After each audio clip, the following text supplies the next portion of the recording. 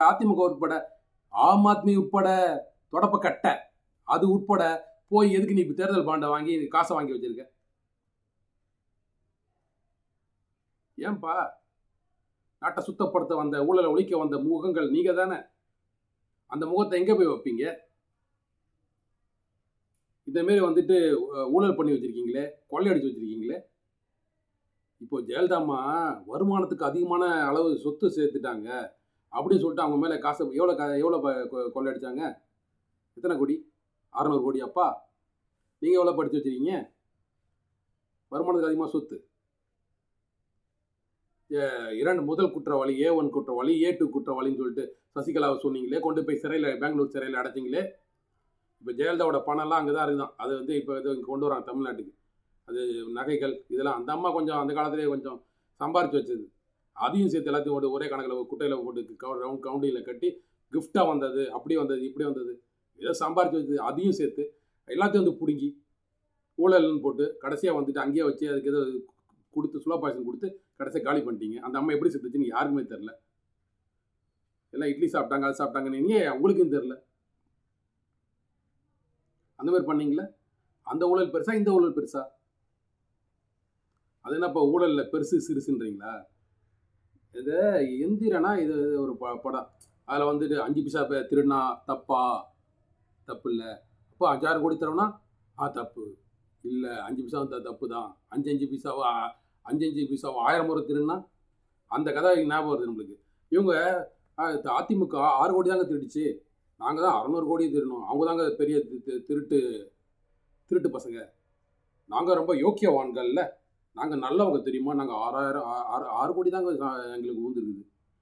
ஏன்டா டேய், என்ன குற்றத்தில் என்ன கொலையில் சின்ன கொலை பெரிய கொலை, குற்றத்தில் சிறிய குற்றம் பெரிய குற்றம், திருட்டில் சின்ன திருட்டு பெரிய திருட்டு, எல்லாமே திருட்டு பசங்க தானே. இல்லை திருடி தானே நம்ம மக்கள் நாசம் பண்ணுறீங்க, மக்கள் வரி பணத்தை. அதுக்கு வந்து ஆட்சி அதிகாரத்தில் உட்காந்துக்கிட்டு மக்களை வாய் ஜாலம் மூலியமா அப்படி பண்ணுறேன், இது பண்ணுறேன், அது இலவசமாக கொடுக்குறேன், இது இலவசமாக கொடுக்குறேன், பஸ்ஸில் ஃப்ரீயாக கொடுக்குறேன், அது இதை கொடுக்குறேன், உங்களுக்கு 1000 ரூபா கொடுக்குறேன், பயனுக்கு இதுவாக கொடுக்குறேன், என்னெல்லாம் வந்துட்டு மக்களோட வரி பணத்தை நாசம் பண்ணிட்டு இருக்கீங்க. எதாச்சும் வளர்ச்சி திட்டத்துக்கு பயன்படுத்திக்கலாம் அந்த மக்களோட வரி பணத்தை. ஓட்டை வாங்குறதுக்கு இது இப்படி பயன்படுத்துறது, சொகுசாக வாழ்றதுக்கு இப்படி பல கோடி ரூபா இது பண்ணுறது, இதை மதுவை ஒழிக்கிறேன்னு சொல்லிட்டு ஊரை ஏமாத்துறது. யாராச்சும் அந்த டாஸ்மார்க் ஒழிக்கிறேன்னு பேசுங்க, இதுவரையும் ஒழிச்சிருக்கீங்களா?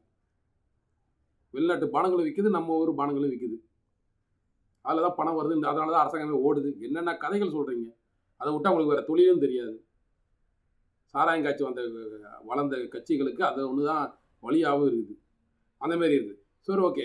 என்ன சொல்கிறோம் அப்படின்னா, குற்றத்தில் சின்ன குற்றம் பெரிய குற்றம் இல்லை, எல்லாமே குற்றவாளிகள் தான். மக்களே, திருடங்களுக்கே திருப்பி வந்து நீங்கள் வந்து துணை போகிறீங்க. திருடங்களுக்கு நீ ஓட்டு போட்டிங்கன்னா நீங்களும் திருடன் தான். குற்றத்துக்கு துணை போனீங்கன்னா நீங்களும் குற்றவாளிகள் தான். கமலஹாசன் இருக்காரு பாருங்க, அட்டே என்னடா அது, அந்த விளம்பரத்தில் ஃபர்ஸ்ட் தானே எல்லாம் வந்துட்டு இப்படி ப்ரொமோட் பண்ணுறான் பாருங்க, டிவி வழியாக கொண்டு வரான் அதை, பிக் பாஸ்ன்னு சொல்லிட்டு. அவர் கொண்டு வந்துட்டு கடைசியாக வந்துட்டு அந்த ரிமோட்டை வச்சுட்டு கலைஞர் மகனா ஸ்டாலின் ஆகிய நான், என்னடா இப்படி கலைஞர்லாம் திட்டி போட்டார் இவர், ஐயோ ஸ்டாலின்லாம் சொல்லிட்டாரு, ரொம்ப நல்லவராக இருப்பாரோ அப்படின்னு நானும் தப்பாக நினச்சிட்டேங்க.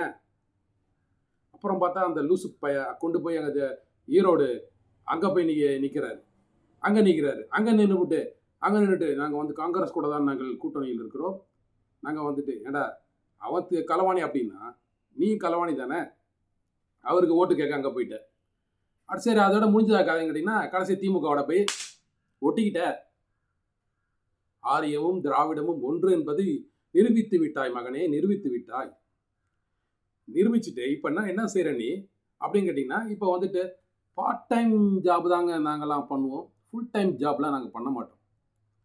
அரசியல்ன்றது உங்களுக்கு வந்து ஜாபா வேலையா? பார்ட் டைம் ஜாபா வேலையா உங்களுக்கு?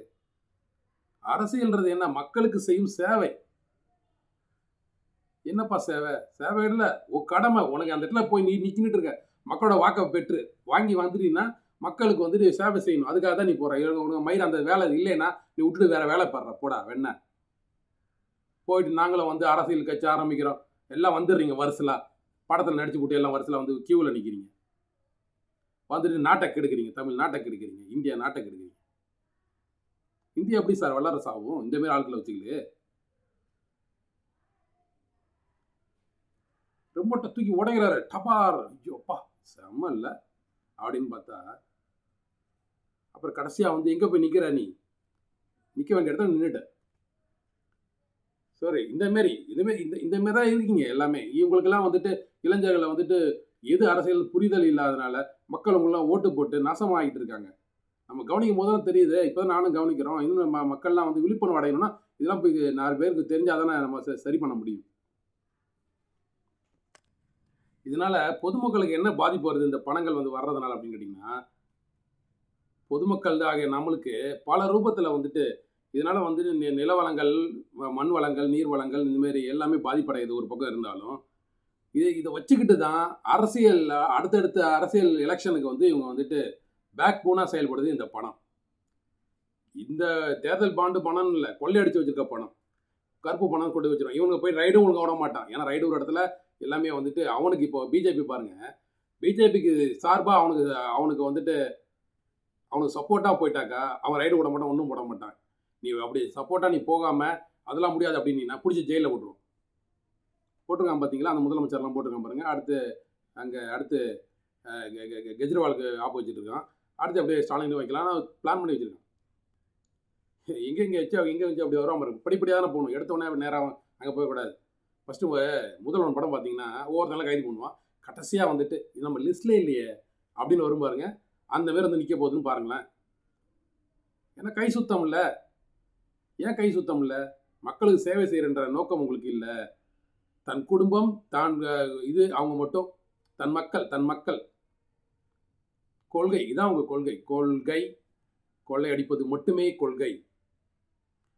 அப்படி இருக்கிறதுனால வந்து உங்களுக்கு நல்ல இது இல்லை. இந்த பணங்கள் எல்லாமே வந்துட்டு தேர்தலில் வந்துட்டு மக்களை விளம்பரம் போகிறான். யூடியூப்பை திறந்தாலே போதும். பிஜேபி யூடியூப் தான் மோடி அதை திட்டத்தை கொண்டு வந்தார். இத்தனாயிரம் டாய்லெட் 11,000 டாய்லெட்டுன்னு கட்டிருக்கார். ஏன்பா வீடை ஃபஸ்ட்டு கட்டினியாப்பா? டாய்லெட் கட்டினியா? நீ டாய்லெட் கட்டிட்ட போய் அப்படின்னு சொல்கிறீங்க. இத்தனை பேர் வேலைவாய்ப்பு வந்து போச்சு. எங்கே வேலைவாய்ப்பு கொடுத்துருக்கீங்க? இந்தியாவோட பொருளாதாரம் உயர்ந்து போச்சு. எவ்வளோ பொருளாதாரம் வந்துச்சு? பெட்ரோல் உயர்ந்ததான் சரி, பெட்ரோல் உயர்ந்திருக்கு, விலைவாசி சிலிண்டர் உயர்ந்திருக்கு, மக்களோட வாழ்க்கை தரம் உயரலை. ஆனால் உயர்ந்த மாதிரி எல்லாமே வந்து ஒரு சொல்லி இதாக ஏற்படுத்துறீங்க. நான் ஜிஎஸ்டி கொண்டு வந்தது எதுக்கு தெரியுமா? டிமானிட்டேஷன் கொண்டு வந்தது எதுக்கு தெரியுமா? எல்லாரும் கொண்டு வரீங்க. கொண்டு வந்து உங்கள் கட்சியை வளர்க்குறீங்க. பணத்தை வந்துட்டு இருக்கிறவன்ட்டெல்லாம் வந்து பணத்தை வந்து உறிஞ்சி கட்சியை வளர்க்குறீங்க ஒழிய நாட்டை வளர்க்க மாட்டீங்களே. நாட்டு என்ன முன்னேற்றம் ஏற்பட்டிருக்கு? ஒரு முன்னேற்றமும் இல்லையே. இது பணம் இருக்கவங்க மட்டும்தான் அரசியல் செய்ய முடியுன்ற ஒரு நிலைமையை உருவாக்கி வச்சுருக்காங்க. இங்கே பணம் இல்லையா அரசியல் பக்கமே வராது. பணம் ஏன்னா வந்து பணத்தை வச்சு தான் வந்து ஓட்ட வாங்க முடியும் அப்படின்ற ஒரு இதை வந்து உருவாக்கி வச்சுருக்காங்க. இப்போ நடிகர் விஜய் உள்ளே வராரு அப்படிங்கன்னா எவ்வளோ பணத்தை செலவு பண்ண போகிறாரு அப்படின்னு ஒன்று இருக்குல்ல. ஏன்னா வந்து அவர் கொள்கை என்னன்னு தெரிஞ்சால் தானே ஓட்டு போடுவாங்க. கொள்கையே இல்லாதப்போ இந்த திரைப்புகழை மட்டும் வச்சுட்டு உள்ளே வரும்போது அவரும் வந்து மற்ற கட்சிகளை போல் பணத்தை வாரி இறைக்கணும். அவர் பணத்தை வாரி இறைச்சாக்கா அடுத்து வந்துட்டு ரைடு விடுவோம். இடி ரைடு விடுவோன்னா இடி ரைடுக்கு பயந்து என்ன பண்ணுவார்? அவர் பிஜேபிகிட்ட போய் இணையணும். சிக்கல் இருக்குல்ல. அப்போ பணம் இருந்தால் மட்டும்தான் வந்து ஆட்சி செய்ய முடியுன்ற இது இருக்குது. இங்கே வந்து அனைவரும் சமமாக வந்துட்டு ஒரு களத்தில் வந்து நிற்கிறாங்களான்னா கிடையாது. எல்லாமே வந்துட்டு அவங்க பின்புலம் தான் எல்லாமே காரணம். ஒன்று இந்தமாரி அரசியல் புகழ் இருக்குது, இல்லை பணம் பலம் இருக்குது, இவங்க மட்டும்தான் அரசியல் செய்ய முடியுன்ற நிலைமை இங்கே இருக்குது. இதை தாண்டி நாம் தமிழர் கட்சி போன்ற கட்சிகள் மட்டும்தான் இங்கே தனிச்சு போட்டிடுறாங்க. எந்த ஒரு பணமும் கொடுக்காம போட்டிடுறாங்க. எந்த ஒரு தொகுதியிலும் வந்து பணமே இல்லை. பணம் யாருக்கு கொடுத்துல வாக்கு வந்து கொள்கைகள் மட்டுமே சொல்லி நாம் தமிழர் கட்சி மட்டும்தான் பேசிகிட்டு இருக்கு. வேற எந்தெந்த கட்சி பற்றி பேசுறது நீங்கள் சொல்லுங்கள். நான் அந்த கட்சிக்கு ஓட்டு போடுறேன். இல்லைப்பா இந்த கட்சி ரொம்ப நல்ல கட்சி, கொள்கையை பாருப்பா. நீ வந்து கொள்கையை பார்க்காம நீ வந்து பின்னாடி போய் என்ன இருக்கோ அதை நோண்டி பார்ப்ப. நீ வைத்தேக்கா அது என்னன்னு கேட்டிங்கன்னா, அது ஒரு தமிழ் தேசிய சிந்தனை. தமிழ் தேசிய சிந்தனையில் தமிழ்நாட்டை, தமிழ் மக்களை, தமிழ் கலாச்சாரத்தை, தமிழ் நிலத்தை, வளத்தை எல்லாத்தையும் பாதுகாக்கணும். அதுக்காக ஒரு கொள்கை, அதுக்கான ஒரு கட்சி. தமிழர் நலனை முக்கியமாக பாதுகாக்கணும். தமிழ்நாட்டின் உரிமைகள் வந்துட்டு மத்திய அரசில் அமுக்கப்படுவதை வந்து நம்ம எதிர்க்கிறோம். அது சம்மந்தமான ஒரு ஒரு கட்சியாக இருக்கிறதுனால நம்ம அதுக்கு சப்போர்ட் பண்ணுறோம். சரிங்களா? ஓகே. ஆனால் வந்து பார்த்தீங்கன்னா இங்கே சமமாகவே இல்லாத கட்சிகள் என்ன பண்ணுறாங்க, அவங்கள்ட்ட டிவிகள் பல டிவி இருக்குது. மாற்றி மாற்றி நியூஸ் சேனலில் தொடர்ந்து அவங்களே பற்றியே ப்ரொமோட் பண்ணிக்கிட்டே இருக்கான். மக்களுக்கும் ரிமோட்டை விட்டா நம்பர் 1 அப்படின்னு போட்டால் அந்த சேனல் தான் அழுத்துவான். சன் டிவி எங்கே இருக்குது? நம்பர் 1. அந்த நம்பர் தான் நம்பர் 2 வைப்பான். கேபிள் டிவி செலெக்ஷன் லிஸ்ட்டில் அந்த லிஸ்ட்டே வந்து அப்படி வைக்கிறான். ஏன்பா அப்படி டிவி சேனலில் லிஸ்ட்டில் கொண்டு ஃபஸ்ட்டில் விட்டு வைக்கிறீங்க? ஏன் அந்த டிவியில் ஃபஸ்ட்டில் வைக்கணும்? கொண்டு போய் ஃபஸ்ட்டில் வைக்கிறீங்க. அதுவும் ஃபஸ்ட்டில் தான் வருது. மற்ற சேனலில் எங்கே போயிடும்? உங்களுக்கு எதிராக ஏதாச்சும் சேனல் செயல்படுதா? சேனலை முடைக்கிறு, இல்லை வந்து வர விடாமல் செஞ்சிரு, அப்படி பண்ணிடுறது. அது விளம்பரமாக பேப்பர் இங்கே இருக்க பேப்பர்லாம் ஒன்று பிஜேபி பேப்பராக இருக்குது, திமுக பேப்பராக இருக்குது, அதிமுக பேப்பராக இருக்குது. டிவி சேனல்ஸ் எல்லாமே திமுக மாறி இதுமாரி பிஜேபிக்கு சப்போர்ட்டடா இப்படி எல்லாமே அந்த ஊடகங்கள் எல்லாமே 4வது தூண்னு சொல்லக்கூடிய அந்த ஊடகங்கள் எல்லாமே வந்துட்டு அவங்களுக்கு சார்பாக செயல்படுது. இதுக்கு இடையில பணமும் இருக்கிறது, ஊடக வலிமையும் இருக்கிறது. இது ஊடக வலிமைன்றது பெருமை இல்லை. ஊடக வலிமை என்பது பெருமை இல்லை. பணத்தை கொள்ளையடிச்சு வச்சுட்டு அது மூலியமாக வந்து வேலை பார்க்குறது. இப்போ நம்மளுக்கு இருக்கிற வந்து இந்தமாரி இலவச ஊடகம்னு சொல்லக்கூடிய யூடியூப், ஃபேஸ்புக் இதுதான். இது மூலியமாக தான் நம்ம கருத்துக்களை கொண்டு போய் பரப்புகிறோம். இப்போது தேர்தலில் பார்த்தீங்கன்னா நம்ம ஈரோடு இதில் பார்த்தோம்ல, அவங்க என்னென்ன கொடுத்தாங்க பாருங்க. பணம் கொடுக்குறாங்க, குவார்ட்டர் பிரியாணி கொடுக்குறாங்க, இது அண்டா குண்டா இது என்னென்னமோ கொடுக்குறாங்க நம்ம ஆள் தோடு. அது இல்லாமல் என்னன்னு கேட்டிங்கன்னா கவர்ச்சி ஆட்டம்லாம் போடுறாங்க. ஆபாசமாக பேசிக்கிட்டு இந்த கவர்ச்சி கரகாட்டம் இருக்குது பாருங்கள், அதெல்லாம் போடுறான். அப்போது நார்த் இந்தியாவில் தான் அதுமாரி இருக்கான் முட்டா பசங்க போட்டு டான்ஸ் ஆடிக்கிட்டு பொம்பளை ஆட விட்டு வாயை பிறந்து உட்காந்து பார்த்துக்கிட்டு. அதேமாதிரி இங்கே வந்து இந்த இதெல்லாம் பண்ணுறான். போட்டு அங்கேருந்து கேரளா மாயலாம் சொல்லிட்டு சண்டை மேலாம் சொல்லிட்டு போட்டு டம்முன்னு அடிச்சுக்கிட்டு எதுக்கு அடிக்கிறானுங்க? எப்படின்னா ஒரு இசையா அது அடிக்கணும். அது ஒரு இசை தான், எல்லாத்துக்கும் இசை இருக்குன்னு வச்சுக்கோங்களேன். ஏன் நம்ம கலாச்சாரத்தை வந்து பார்க்கறதுக்கு யாருமே இல்லை? ஏன் அதை எடுத்து வந்து ப்ரொமோட் பண்ணிட்டு? தமிழ்நாட்டுக்குன்னு ஒரு இருக்குது, அது எல்லாத்தையுமே அழிச்சிருங்க. தமிழ்நாட்டுக்குன்னு ஒன்று இருக்குது, அது எல்லாத்தையுமே அழிச்சிருங்க. எல்லா வேலையும் செய்கிறான். குத்து விளக்கு அது இது என்னென்ன பரிசு பொருட்கள் கொடுக்கணுமோ எல்லாத்துக்கும் பணம் தான் முக்கியமாக இருக்குது. இந்த பணத்தை வந்துட்டு பணம் இல்லாமல் இவங்களால அரசியலில் போட்டியிடவே முடியாதுன்ற நிலைமை இங்கே இருக்க அரசியல் கட்சிக்கிட்ட இருக்குது. நம்ம அண்ணன் திருமாவளவன் இருக்கார் பாருங்க, அவர் சிதம்பரத்தில் ஐயா நீங்கள் வந்து பேட்டி எடுக்கிற ஒரு நிபுணர், ஐயா நீங்கள் வந்து உங்கள் தொகுதியில் வந்து பணம் கொடுக்கப்பட்டதுன்னு சொல்கிறாங்களே, அது நாங்கள் கொடுக்கல, அது எங்கள் தோழமை கட்சிகள் கொடுத்தாங்க. எப்பா நீ கொடுத்தாலும் சரி, உன் தோழமை கட்சி கொடுத்தாலும் சரி, உன் கையிலேருந்து போனாலும் சரி, இல்லை பக்கத்து கையிலேருந்து போனாலும் சரி, அது யாருக்காக போச்சு, எதுக்காக போச்சு? நீ நேர்மையாக போட்டிடுறியா? அவங்களும் இவ்வளோ கொடுக்குறாங்க, நாங்கள் சும்மா இருப்போமா? யார் இந்த பாமக நாங்களும் கொடுப்போம்ல, எங்கள் மெஜாரிட்டி காமிப்போம்ல, இது எங்கள் ஏரியா இல்லை. எப்போ அதிமுகவில் இவ்வளோ கொடுக்குறாங்க, திமுகவில் இவ்வளோ கொடுக்குறாங்க, ஏப்பா நம்ம சாதி கட்சிக்காரங்க ஒன்றுமே தரமாட்டுறாங்க, நம்ம சாதி கட்சிக்காரங்க ஒன்றும் தரமாட்டாங்க அப்படி சொல்லலாம். சரி நம்மளும் நம்ம முடிஞ்ச அளவுக்கு கொடுத்துருவோம். நீ எங்கேருந்து எப்பயோ இப்போ போனீங்க, இந்த வெளிநாட்டு முதலாளிகள்லாம் வந்து உங்களை மீட் பண்ணுறாங்க, எதுக்கு மீட் பண்ணுறாங்கன்னு தெரியல எனக்கு. வந்து மீட் பண்ணுறேன், அன்புமணி ஐயா வந்துட்டு அவங்க சார்பாகவும் சில பணங்கள் கொடுக்கப்படுதுன்றத உறுதியாக தெரியும் எனக்கு. ஏன்னா என் கூட வேலை செய்கிறவங்க சொல்கிறாங்க, புரியுங்களா? அது வந்து மறுக்கலாம் முடியாது, எவிடன்ஸ்லாம் அதுக்கும் இருக்குது. இப்படி வந்து எல்லா கட்சிகளும் வந்துட்டு பணத்தை நம்பி தான் கொடுக்க வேண்டிய நிலைமைக்கு தள்ளப்பட்டுச்சு. இங்கே தமிழ்நாட்டில் வந்து தமிழரை வந்து ஆட்சியை வந்து அமைக்க விடாத மாதிரி பிரித்து வச்சுருக்கான், சாதியாக மதமாக. முக்கியமாக சாதி, மதத்தை கூட விட்டுருங்க பார்த்துக்கலாம், ஆனால் சாதியாக பிரித்து வச்சுருக்கான். இவங்க தமிழர்கள் ஒன்றானா இந்த திராவிடர்கள் அழிஞ்சு போயிடுவாங்க. ஆனால் அதுக்கான வழி இல்லை. கண்டவெல்லாம் வந்து ஆள்ற மாரி ஒரு நிலத்தை நாசம் பண்ணி உலகத்திலே தமிழர்கள் ஒரே ஒரு இடம் தான் அது தமிழ்நாடுன்னு. இப்போதைக்கு தமிழகம் இருந்துச்சு, அதை அழிச்சிட்டாங்க. இருந்தாலும் தமிழில் வாழ்கிறாங்கன்னு வச்சுக்கோங்களேன். அது நம்ம கையில் இல்லை, இந்த சட்டமும் இல்லை, மக்கள்லாம் கஷ்டப்பட்டுருக்காங்க. அங்கே ஒரு ஆட்சி அதிகாரம் ஒன்றுமே இல்லை. தமிழர்களுக்கென்று ஒரு நிலம், அது இது மட்டும்தான் இருக்குது. அதையும் வந்துட்டு திராவிடன்ற பொருளெல்லாம் சூறையாடிட்டு இருக்காங்க. இங்கே தமிழர்கள் ஆட்சி அதிகாரத்துக்கு வந்து அது முதலமைச்சர் அந்த ஆட்சி அதிகாரத்துக்கு வராமல் தடுக்கிறதுக்கு இங்கே 2 பேர் பிரித்து வச்சுருக்காங்க. தமிழ்நாட்டின் முக்கிய சாதி கட்சிகளாக இருக்கின்ற பறையர்களையும் வன்னியர்களையும் பிரித்து வச்சு இங்கே ஆட்சி செய்கிறதுனால இங்கே இருக்க மக்கள் வந்து குழம்பி போய் ஓட்டு போட முடியாமல் தவிர அந்த சைடு கவுண்டர், அந்த சைடு அவன் இவன் எல்லாம் வந்து 4 பக்கம் 4 இதை வச்சுக்கிட்டு பிரிச்சுக்கிட்டு நாங்கள் யாரும் தெரியுமில்ல, நீங்கள் யாரும் தெரியாமல் தான் இத்தனை வருஷமாக இருக்குது. நீங்கள் யாரும் தெரிஞ்சிருந்தீங்கன்னா, நீங்கள் தமிழர்ன்றதை உணர்ந்துருந்தீங்கன்னா தமிழ்நாட்டில் தமிழை தாய்மொழியாக ஒருத்தவங்க தான் உண்மையிலுமே ஒரு முதலமைச்சராக வந்திருந்தால் நிலத்தை பாதுகாத்திருப்பான், உங்கள் உரிமைகளை பாதுகாத்திருப்பான். நீங்கள் இன்னும் மகிழ்ச்சியாக சந்தோஷமாக நீங்கள் எவ்வளவோ வாழ்ந்திருப்பீங்க, இவ்வளோ மக்களோட வேலை வாய்ப்புகள் மகிழ்ச்சியாக இருந்திருக்கலாம். இவ்வளோ குற்றங்கள்லாம் இல்லாமல் இருந்திருக்கும், இவ்வளோ கொலைகள் நடக்காமல் இருந்திருக்கும், ஊழல் நடக்காமல் இருந்திருக்கும், இவ்வளோ மக்கள் மகிழ்ச்சியாக இருந்திருக்கும், பொருளாதாரம் இங்கேயே உயர்ந்திருக்கும். நீங்கள் ஒற்றுமை இல்லாமல் இந்த 4 அண்ணா நம்ம தம்பி பாரிசோழன் சொல்லுவான், 4 மாடுகள் ஒன்றாக இருந்த வரை பிரச்சனை இல்லை, இந்த 4 மாடு இந்த நரின்ற நரி வந்து பிரித்து சதி செஞ்சு பிரித்து சிங்கத்துக்கு இரையாக்கிச்சு.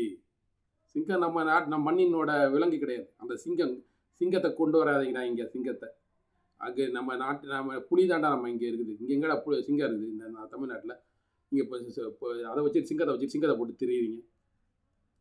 சிங்கம் அங்கே வரவே கூட சொல்லிட்டேன். ஏன்னு கேட்டிங்கன்னா, கொஞ்சம் கூட புரிதல் எடுத்து போய் எதை தாயை தூக்கிட்டு தெரியாதீங்க. சிங்கத்தை வச்சு 4 இதை கோபுரத்தில் வச்சு அசோக இதை வச்சுக்கிட்டு 4 பக்கமும் சிங்கம் பார்க்குதுன்னு வச்சுக்கிட்டு அம்மா கண்ட சாமி கீழே வந்து சிங்கம் உட்காந்துருக்குன்னு சொல்லிட்டு கதை விடாதீங்களா?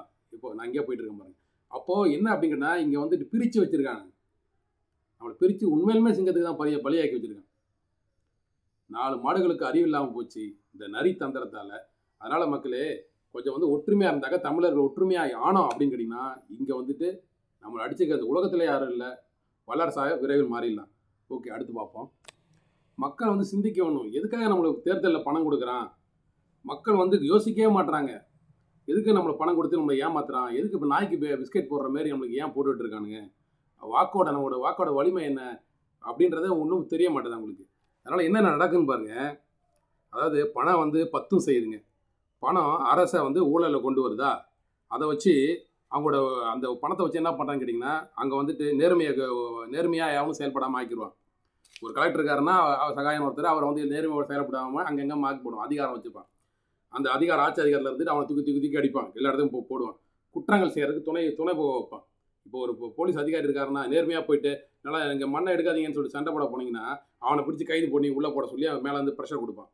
அந்த போலீஸ் அதிகாரி நம்ம மேலே இடம் சொல்லிடுச்சு, நம்ம என்ன பண்ணுறதுன்னு சொல்லிட்டு அவன் கொண்டு போய் ஜெயிலில் போட்டு அடித்து ஜெயிலுக்குள்ளார வச்சு குத்தி கொல்லுவான். ஏதெல்லாம் செய்கிறான், மேலே சொல்கிறாங்கல்ல, அதை கேட்டு அப்படியே செய்கிறான். அப்போ அந்த பணம் வந்துட்டு எங்கெங்கே நடக்குது பாருங்க. காவல்துறையில், அரசு துறையில், சட்டத்துறையில். அங்கே சட்டத்தையே வளைக்கிறான், போட்டு நீதிபதிகளே போட்டு காசு கொடுத்து வாங்கிடுறான். நீதிபதி அவர்களே அவங்க ஆளை போட்டு வச்சுருக்காங்கன்னா நம்ம சொல்கிறபடி கேட்கணுன்னு சொல்லிட்டு அங்கே வந்து வளைக்கிறான். அதுமாதிரி வளைக்கிறான். இந்தமாரி வந்து நாடே நாசமாகி போட்டு ஒழுக்கம் கட்டு போய் சீர்கட்டு போய் நேர்மையாக வாழ முடியாத நிலைமை இருக்குது. அப்போது நம்ம என்ன செய்யணும்? நம்ம பிள்ளைகளை ஒழுக்கமாக வளர்க்கக்கூடாது. இல்லைன்னா நாளைக்கு நம்ம பிள்ளைங்க இந்த மண்ணில் வாழ முடியாது. நேர்மையாக இருந்தாக்கா நம்மளை கொண்டு போய் ஜெயிலில் அடைச்சிடுவான். புரியுதுங்களோ? இதுமேலே உங்கள் பிள்ளைகளுக்கு எப்படி பொய் சொல்வது, எப்படி ஏமாற்றுவது, எப்படி திருடுவது, எப்படி வந்து கற்பழிப்பது, எப்படி வந்து கொள்ளையடிப்பது, மக்களை ஏமாற்றுவது, இதெல்லாம் வந்து நம்ம கற்றுக் கொடுக்கணும். அதுக்குன்னு எஜுகேஷன்லாம் ஒன்றும் பெரிய காலேஜெலாம் ஒன்றும் இல்லை. எதாச்சும் அரசியல் கட்சியில் சேர்த்து விடுங்க.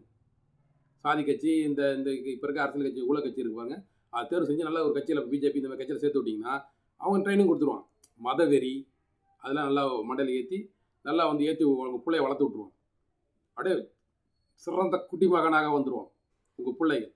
இப்படி இருந்தால் மட்டும்தான் வருங்காலத்தில் உங்கள் பிள்ளைகள், நம் பிள்ளைகள் ஒழுக்கமாக இருக்க முடியும். பெண்கள் ரோட்டில் செல்லும்போது கையை பிடிச்சி இழுக்கவே மாட்டான், ரொம்ப நல்ல பிள்ளையாக உருவாக்கிடுவான். அப்போது வந்து உங்கள் பிள்ளைகள் வந்து நல்லா இருக்கணுமா, வருங்காலத்தில் நல்லா வாழணுமா, சொகுசாக இருக்கணுமா, காரில் போகணுமா, ஆடி காரில் போகணுமா, நல்ல ஏரோப்ளைனில் ஊராக சுற்றணுமா, டூர் சுற்றணுமா, அதுக்கு நீங்கள் வந்து அப்படியே கலெக்டர் ஆகிட்டு அப்படியே வந்து பெரிய நீதிபதி ஆகிட்டுலாம் வர தேவையில்லை. கலெக்டர் ஆகி வந்தாலும் எங்கள் படிக்காத எங்கள் எம்எல்ஏட்ட வந்து தான் சொல்லுங்கள் ஐயா, நீங்கள் சொல்கிற மாதிரியே செய்கிறாங்க. எந்த கலெக்டர் வந்து என்னத்தை படித்து கீச்சான்? இல்லை கலெக்டர்லாம் வந்திருக்காங்களே, எந்த வேலையை செய்கிறானுங்க சொல்லுங்கள். இந்த கலெக்டராச்சும் நான் நல்லது செய்கிறேன்னு சொல்லிட்டு இந்த மாவட்டத்தை செய்ய முடியுமா? எது செய்கிறானா? செய்ய முடியுதா? அப்படி ஒரு சட்டத்தை உருவாக்கி வச்சுருக்கீங்க. நீங்கள் கீழ்ச்சி போட வேணாம் அந்த சட்டத்தை. இந்த ஓட்டைகளை வந்துட்டு சிமெண்ட்டை வச்சு பூச வேண்டாம். இதுமாதிரி இருக்குல்ல. நீங்க பிள்ளைய கலெக்டர்லாம் நான் படத்தில் நிறைய படங்கள் தனுஷ் படத்தை விட சூப்பராக தம்பி சொல்லியிருப்பான். நீ என்ன படிச்சிருக்கேன் பார், கை கட்டி நம்மளோட வேலை செய்கிறான் பார் அப்படின்ற மாரி சொல்லியிருப்பான். அந்தமாரி அதை என்னன்னு கேட்டிங்கன்னா, நீங்கள் வந்து உங்கள் பிள்ளைகளை கெடுக்கணும், கெட்ட பிள்ளைகளை வளர்க்கணும், உங்களுக்கு சோறு போடுறானா இல்லையோ, ஆனால் அவன் சம்பாதிக்கல உங்களுக்கும் 4 பேர் அப்படி போட்டுருவான். நீங்கள் முதியோர் இல்லம் போகாமல் நீங்கள் ஏதோ வாழ்ந்துக்கலான்னு பாருங்களேன். 10 வீடு கட்டி வச்சுருப்பான், கொள்ளை நிறைய அடிப்பான். 10 வீடு, ஒரு வீடு உங்களுக்கு கட்டி கொடுத்துருவான். நீங்கள் பாட்டு ஜாலியாக வாழ்ந்துட்டு நிம்மதியாக 80 வயசுக்கு மேலே 100 வயசுக்கு மேலே வந்து சாவலாம். அதுக்கு உங்கள் பிள்ளைகளை தயவுசெய்து நல்லவங்களா வளர்க்காதீங்க. இது வந்து உங்கள் பிள்ளைகளோட எதிர்காலத்தை பாதிக்கும். அதனால் வந்துட்டு நானும் அதான் முடிவு பண்ணியிருக்கேன். பார்ப்பேன், இந்தமாரி ஆகிட்டு இருக்கா, ஏன்டா எவனா கெட்டு போகிறான், நம்ம கத்தி கிடக்கும், நம்மளை வந்து எல்லாம் திட்டுறான், நம்ம இப்படி பேசுகிறோம் அப்படி பேசுகிறோம் சொல்கிறான். நம்மளும் நம்ம பிள்ளைங்களை அப்படி வளர்த்து போயிடுவோமே. நாளைக்கு நம்ம பிள்ளைங்க வந்து இப்போ கஷ்டப்படக்கூடாது பாருங்கள். அது நேர்மையாக இருக்கணும்டா, சாமி பற்றி இருக்கணும்டா, இப்போ இந்த தவறெல்லாம் செய்யக்கூடாதுடா, அறமாக வாழணும்டா, ஒழுக்கமாக வாழணும்டா. ஏன்டா நம்ம தமிழர்கள்டா, சொல்லவே கூடாது. தமிழர்கள் அறமாக நேர்மையானவர்கள் சொல்லக்கூடாது. வந்தார வாழ வைப்போம்டா. நம்ம யார் தெரியுமாடா? வந்தார வாழ வைப்போம். வந்தார வாழ வச்சு அவங்க நம்மளை ஆண்டதான், அவங்க ஆண்டதும் போதும் நம்ம மாண்டதும் போதுன்ற கதை தான் இப்போ இருக்குது. சரிங்களா? அதனால் வந்து பிள்ளைகளை வந்து தயவுசெய்து வந்துட்டு இந்தமாரி வந்து நல்லது சொல்லி கொடுத்து வளர்க்காதீங்க. நீதி கதைகள், நன்னெறி கதைகள்லாம் சொல்லி கொடுக்காதீங்க. பொண்ணு ரோட்டில் போதா, பொண்ணு ரோட்டுக்கு போதா, தூக்கிட்டு போய் அப்படியே கெடுத்துடுறா தம்பி, கெடுத்துரு. இது வந்து நம்ம யார்? நம்ம பிஜேபி. நம்ம யார்? நம்ம தமிழர்கள். நம்ம அதெல்லாம் இது பண்ணக்கூடாது. நம்ம திராவிட தேசம் இது. நம்ம அப்படி தான் வாழணும். நம்ம வருங்காலத்தில் அப்போ தான், இப்போ இல்லை, நான் இப்படி தான் ஏன் வழக்கு சொல்கிறேன்னா, இப்படிலாம் இருந்தால் தான் வந்துட்டு குற்றங்கள் பண்ணாலும் வெளியே வந்துடலாங்க. ஒரு வினை இல்லை, எவ்வளோ குற்றங்கள் பண்ணு எல்லாம் ஜாமீனில் வந்துடலாம், சுற்றிட்டே இருக்கலாம். அது கொஞ்சம் நாளைக்கு பேசுவானுங்க, வாய் இருக்க வரையும் பேசுவாங்க. கூட அதை மட்டும் நான் 4 நாளைக்கு உட்காந்து மீட்டிங்லாம் போட்டு பேசுவானுங்க. அப்போ நான் 5ஆவது நாள் எல்லாம் மறந்துடுவோம். மறதின்றத நம்மளுக்கு வந்துட்டு அது ஒன்று தானே மனுஷனுக்கு. இது எல்லாத்தையும் மறந்துடுவோம். நம்ம இது பண்ணாலும் மறந்துடுவோம். நம்ம ஏகப்பட்ட மறதி. அது பட்டியல் யோசித்து பார்த்தா நமக்கு ஒட்டா இவ்வளோ கொடுமைகள் நடந்திருக்கான்னு. ஆனால் எல்லாத்தையும் மறந்துடுவோம். எல்லா சதிகளையும் மறந்துடுவோம். எல்லா கொடுமைகளையும் மறந்துடுவோம். மறந்துட்டு திருப்பி அவங்களுக்கு 1000 ரூபா கொடுக்குறான். அப்பா சத்தியத்தை நம்ம காப்பாற்றியே ஆகணும்ப்பா. ஏன்னா நம்மளை சத்தியம் வாங்கிட்டு போயிட்டான்ப்பா. 2000 கொடுத்துருவான் ஓட்டுக்கு. யாராச்சும் கொடுப்பாங்களா? அவன் 2000 கொடுத்துருவான், இவன் 2000. யாருக்கு ஓட்டு போகிறது இல்லையே. சரி, அவனுக்கு ஒரு ஓட்டு, இவனுக்கு ஒரு ஓட்டு. மக்கள்கிட்ட தாங்க, ஏழ்மையான மக்கள்கிட்ட நியாய தர்மம் இருக்குங்க. அவங்கள்ட்ட நான் ஓட்டுக்கு காசு கொடுக்குறான், நம்ம சத்தியம் வாங்கிட்டு போயிட்டான், சத்தியத்தை காப்பாற்றணும்னு துடிக்கிறான். அறிவுகள்கிட்ட முட்டாள் மக்கள் சத்தியத்தை காப்பாற்றணும்னு நினைக்கிறான்.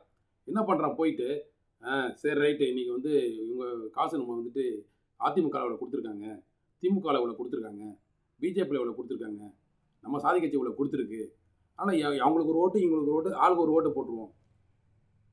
அளந்து சரிசமமாக போடுறான். விழிப்புணர்வு இல்லை, அறிவு இல்லை, போட்டு வந்துடுறான். அதுக்கு பின்னாடி என்ன நடக்குன்னு அவங்களுக்கு ஒன்றும் புரிய மாட்டேது. ஆனால் அந்த சத்தியத்தை மக்களை ஏமாற்றி நீங்கள் எப்படி வாழ்கிறீங்க? நீங்கள் அந்த ஒரு ஏமாளித்தனத்தை நீங்கள் எப்படி பயன்படுத்திக்கிறீங்க? எப்படி பயன்படுத்திக்கிறீங்க? நாட்டை நாசம் செஞ்சு, மக்களை நாசம் செஞ்சு, அது மக்கள் மேலேயே வந்துட்டு வெதிக்கிறீங்க. நாளைக்கு ஒரு ஆஃபீஸில் ஒரு கையெழுத்து வாங்கணும்னு போனாலும் வந்து லஞ்சம் இல்லாமல் செய்ய மாட்டீங்க. எந்த ஒரு ஆஃபீஸில், எந்த ஒரு காவல்துறை எதுக்கு போனாலும் வந்து நியாய தர்மம் கிடைக்குமானா கிடைக்காது. காசு இருந்தால் தான் வேலை நடக்கும்.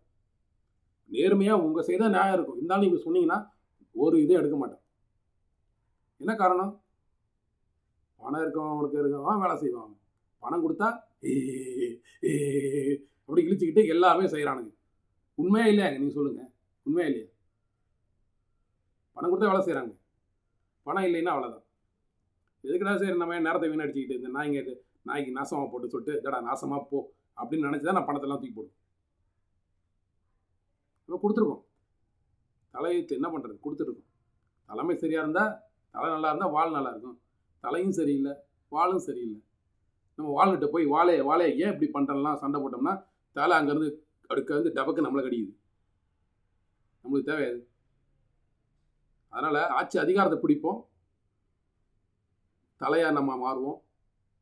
அப்போ காலில் இருக்கிற அந்த வாழை காலாலே மிதிப்போம். சரிங்களா? ஓகே. அடுத்து மோடி அரசுலாம் சொன்னாங்கல்ல, நாங்கள் வந்து ஆட்சிக்கு வந்தாக்கா நாங்கள் 5 லட்சம் வந்து உங்கள் அக்கௌண்ட்டில் போடுவோம். சுவிஸ் பேங்க்லேருந்து எங்கே இருக்குது, சுவிட்சர்லாந்து பேங்க்கில் வந்துட்டு கருப்பு பணம் பதுக்கி வச்சுருக்காங்க. அந்த பணத்தை வந்துட்டு எத்தனை கோடி, அது அவ்வளோ கோடிகள் இருக்குது, அதை எடுத்துகிட்டு வந்து நாங்கள் கொடுப்போம் சொன்னாங்க. ஒன்றும் செய்யலை. ஆனால் என்ன பண்ணுறான், காங்கிரஸ் ஆட்சியில் வந்துட்டு நாங்கள் பேங்க்கில் வந்துட்டு கரெக்ட் பண்ணி நாங்கள் வந்துட்டு நீரா மோடி, அந்த மோடி, இந்த மோடி, அது ஒரு மோடி எடுத்துகிட்டு எல்லாம் லண்டனுக்கு ஓடுறான் பாருங்கள். நம்மளை திருடிட்டு போன இங்கிலாந்து, இங்கேருந்து திருடிட்டு போனானே திருட்டு இங்கிலாந்து, அந்த நாட்டுக்கு திருட்டு நாட்டுக்கே ஓடி போய் இந்த திருடன் ஒழிஞ்சிக்கிறான். நம்ம 300 ஆண்டுகள் ஆட்சி செஞ்சான்னு சொல்கிறோம். நம்ம ஆட்சி செய்யாத ஒரு விஷயம். ஆனால் இங்கே இருந்த பொருட்கள்லாம் வைரத்துலேருந்து இன்னும் பொருளாதாரத்தை எல்லாத்தையும் வந்து மக்களை நாசம் பண்ணி பஞ்சங்களை ஏற்படுத்தி எவ்வளோ சுரண்டி பொழைச்சி திருடிட்டு போனானுங்கல்ல. வெளிப்படையான திருட்டு. அதெல்லாம் வெளிப்படையாக திருட்டு போன நாடு இங்கிலாந்து நாடு, வெள்ளைக்கார நாடு. அந்த நாட்டில் இப்போ இங்கே தற்போது திருடிட்டு போகிறவனும் போய் ஒளியிறான். விஜய் மல்லையா இந்த போன்ற திருடர்கள் அங்கே ஒளியிறான். இவன் தப்பிச்சு போகும்போது அது விட்டவன் எவன்? இவன் தானே விட்டான். ஏர்போர்ட்டில் ஏற்றி விட்டான்ல ஏரோப்ளைனு. அதுக்கு எவ்வளோ பணம் கொடுத்துருப்பான்? அதான் வெளிநாட்டு பணம், கருப்பு பணம். அந்த பணம்லாம் உள்ளே வந்துருக்குது. இப்போது இந்த பணங்கள்லாம் என்ன பண்ணுறான் அப்படிங்கிறதுனா, இங்கே இருக்க மக்களோட கலாச்சாரத்தை கெடுக்கிறதுக்கு முக்கியமாக பயன்படுத்துகிறாங்க.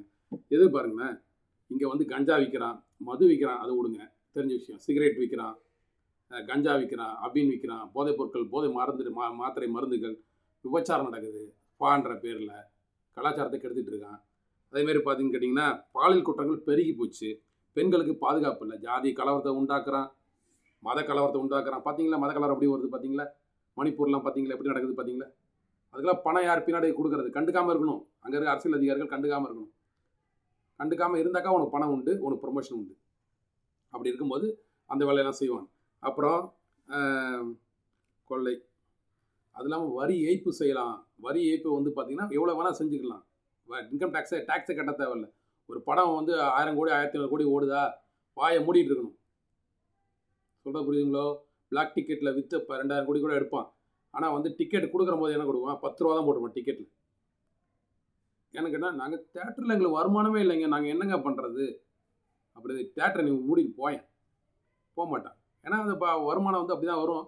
அவன் 100 ரூபா டிக்கெட் போடுவான். அது 100 ரூபா 200 ரூபா டிக்கெட் வாங்கிட்டு 10 ரூபா டிக்கெட்டை கீழ்ச்சி கொடுக்குறான். அவர் கணக்கு ஏதுவோம். அப்போ அதை வாங்கிட்டு போய் விற்கிற அந்த படத்தை வாங்குற நாங்கள் இவ்வளோ காசு கொடுத்து வாங்கியிருக்கோம், நீங்கள் இது கூட நீங்கள் தர மாட்டீங்களா அப்படின்னு தேட்டருக்காரன் அழுகுறோம். அப்போ அதை வாங்குற அந்த நடிகர், அந்த நடிப்பு ஹீரோ என்ன பண்ணுறாரு? கோடியாக வாங்குறாரு. அவர் இன்கம் டேக்ஸ் ஃபைல் பண்ணுறாரா அப்படின்றதெல்லாம் அது தனி கதை. தெரியுது. எங்கே பார்த்தாலும் ஊழல், கருப்பு பணம், எல்லா இடத்துக்கும் அதுக்கு இந்த மாதிரி சீர்கேடுகள் நடைபெறதுக்கு எல்லா பிரச்சனைகளுக்கும் காரணமே எலெக்ஷனில் ஓட்டுக்கு பணம் வாங்குறது தான் முதல் படி. என்ன சொல்கிறது, பிள்ளையார் சுழி. அந்த பிள்ளையார் சுழி தான் வந்து ஃபஸ்ட்டு விதை. அந்த பிள்ளையார் சுழி தான் வந்துட்டு ஊழலின் அஸ்திவாரம். அங்கே நம்ம நிறுத்தினோம்னா எல்லாத்தையும் நிறுத்திடலாம். ஆனால் நீங்கள் செய்யாதனால இத்தனை சிக்கல்களையும் இந்த சமூகம், மக்கள் வந்து எல்லாம் சந்திக்கிறாங்க. இலவச கல்வி இல்லை, நல்ல சுகாதார மருத்துவம் இல்லை, நல்ல குடிநீர் இல்லை, ஏகப்பட்ட பிரச்சனைகளுக்கு அடிப்படை காரணமாக இருக்கிறது இந்த பணம். நீங்கள் ஓட்டுக்கு வாங்கிட்டு நீங்கள் தவறான ஆளுக்கு ஓட்டு தேர்வு செய்கிற இந்த பணம் தான் நம்மளுக்கு அவ்வளோ சிக்கலை உண்டு பண்ணுது. ஆக இந்த தேர்தல் பத்திரங்கள் மூலிமா வந்த பணம் குறிப்பிட்ட ஜஸ்ட் 1% தான். இதை வச்சுட்டு தான் அரசியல் கட்சிகள் அரசியல் நடத்துகிறாங்களான்னா கிடையாது. இதுவே வந்து வெளிப்படையான ஒரு ஊழல். இந்த ஊழலில் உச்சநீதிமன்றம் சந்திரசூட் தலைமையிலான 5 நீதிபதிகள் அமைப்பு போன பிப்ரவரி 15ஆம் தேதி கொடுத்த தீர்ப்பில் இது சட்டவிரோதமானது, இது வெளிப்படைத்தன்மையற்றது, இது ஆர்டிக்கு கீழே வராதனால இது வந்து பெரும் குற்றம். இது அதாவது தகவல் உரிமை சட்டத்தின் கீழே நீங்கள் யாருக்கு எவ்வளோ பணம், எதற்காக, யார், ஏன், எதுக்கு, எங்கே, ஏன், எப்போது, ஏன் கொடுக்குறாங்க அப்படின்ற வெளிப்படைத்தன்மை இல்லை. அதனால் இதை நீங்கள் வந்து தடை விதிக்கிறோம் அப்படின்னு நீதிபதி சொல்கிறார். இத்தனை வருஷமாக சொன்னார். இத்தனை வருஷமாக அதை நீங்கள் வந்து வாயை மூடிட்டு இருந்தார். ஆனால் விசாரணை இத்தனை நாள் விசாரிச்சிருக்காரு. இது 19(1)A சட்டத்தின்படி, இந்திய அரசியலமைப்பு சாசனம் 19(1)A அதன் அடிப்படை வந்துட்டு இது மனிதன், அதாவது மக்களோட வந்து உரிமையை வந்து மறைக்கிறதுனால வந்து இது பெரும் சிக்கலை உண்டாக்கும். வெளிப்படைத்தன்மை இல்லை. இது அரசை வந்துட்டு மக்கள் வந்து கேள்வி கேட்கும் உரிமை இருக்குது, தெரிஞ்சுக்கொள்ளறதுக்கான ரைட்ஸ் இருக்குது, அவங்களுக்கு கணக்கு கேட்குற உரிமை இருக்குது, அவங்களுக்கு கணக்கு கேட்பாங்க, நீங்கள் வெளிப்படையாக சொல்லணும். இது வெளிப்படைத்தன்மை இல்லாதனால இது தடை விதிக்கிறேன்னு சொல்லிட்டாரு. இது வந்து அடுத்து மார்ச் 31ஆம் தேதியில் இணையதளத்தை வெளியிடணும்னு சொல்லிட்டாரு. இது வரைக்கும் 16,500 கோடிக்கு மேலே வந்துட்டு இந்த தேர்தல் பாண்டு மூலியமாக பணம் வந்துருக்குன்னு சொல்கிறாங்க. ஆனால் இந்த பணத்தை நீங்கள் வந்துட்டு வந்திருக்குல்ல, இந்த பணத்தை ரிட்டர்ன் பண்ண சொன்னீங்க, நீ ஏன் சொல்லலை நீதிபதி அவர்களே? இந்த பணத்தை ஏன் நீங்கள் வந்து மறுபடியும் வந்துட்டு யார்கிட்ட வாங்குனீங்களோ அவங்கள்ட்ட கொடுத்துருங்க அப்படின்னு ஏன் சொல்லலை? அப்போது எல்லாமே சமமான ஓட முடியாது. அவன் பணம் அதிகமாக இருக்கு, அவன் அதிகமாக ஓடுவானே, அவன் பணத்தை வச்சுட்டு எல்லாத்தையுமே விலைக்கு வாங்கிடுவானே. குதிரை பேரம் ஏன் நடக்குது? குதிரை பேரம் ஏன் நடக்குது? இதெல்லாம் வந்து காரணமாக இருக்குது. பணத்தை என்ன பண்ணுறதுன்னு தெரியல வச்சுக்கிட்டு அது மாதிரி எல்லா வேலையும் பார்த்துட்டு இருக்கானே. ஆனால் இந்த பணத்தை வந்துட்டு நீங்கள் நிராகரிச்சீங்க சரி, இருக்கிற இந்த பணத்தை நீங்கள் வந்துட்டு தேர்தலில் இன்னும் சுமூகமாக நல்லபடியாக நடத்துறதுக்கு இந்த பணத்தை ரிட்டர்ன் அவங்களே வந்து அரசியல்வாதிகள்லாம் ரிட்டர்ன் கொடுத்துடணும். பணப்புழக்கம் வந்து ஏற்படாமல் இருந்தால் பணப்புழக்கத்தில் ஈடுபடுற அரசியல்வாதிகளை தடை விதிக்கணும். அரசியல் கட்சிகளுக்கு தடை விதிக்கணும். அந்த கட்சியை வந்து இல்லாமல் ஆக்கணும் அப்படின்னு சொல்லிட்டு கேட்டுக்கிட்டு மக்களுக்கு வந்துட்டு ஒரு நல்ல விழிப்புணர்வு நீங்களும் ஏற்படுத்தணும்னு கேட்டுக்கிட்டு நன்றி கூறி விடைபெறுகிறேன். நன்றி, வணக்கம்.